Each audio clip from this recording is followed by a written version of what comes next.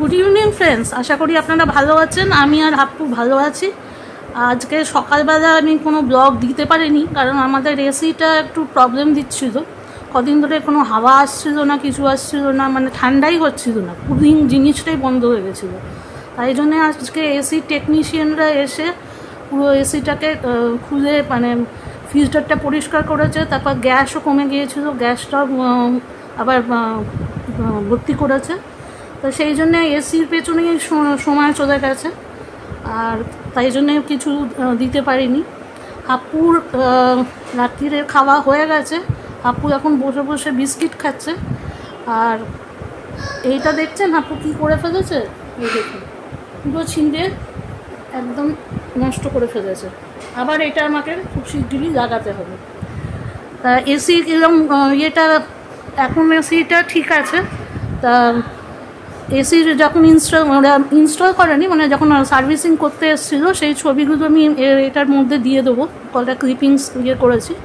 আর আজকে রাত্রিরে খাবারটা আপনাদের সঙ্গে একটু শেয়ার করছি। 15 দিন অন্তর পরিষ্কার করতেও তো মুশকিল হয়ে গেছে আমাদের।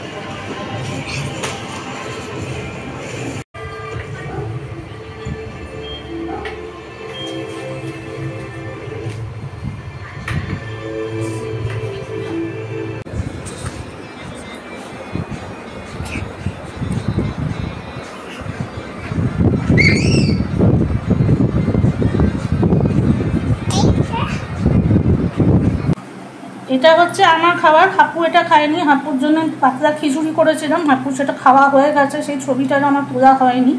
এটা হচ্ছে আমার জন্যে আলু ফুলকপি কষা, আর এটা হচ্ছে ফ্রুটস আছে, আপেল। আপেল হাপ্পু খুব একটা খেতে চায় না, যতটা পারে ততটাই খায়। এই যে হাপ্পু ঘুরে বেড়াচ্ছে পুরো বিছানার মধ্যে, দেখতেই পাচ্ছেন আপনারা, বিস্কিট ছড়িয়েছে। এই যে বিস্কিট ছড়িয়ে দিয়েছে।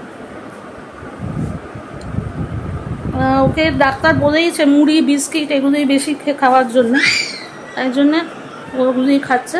এটা হচ্ছে মেরি বিস্কিট, এটাই খাচ্ছে। ঠিক আছে, আজকের মতো এতটাই।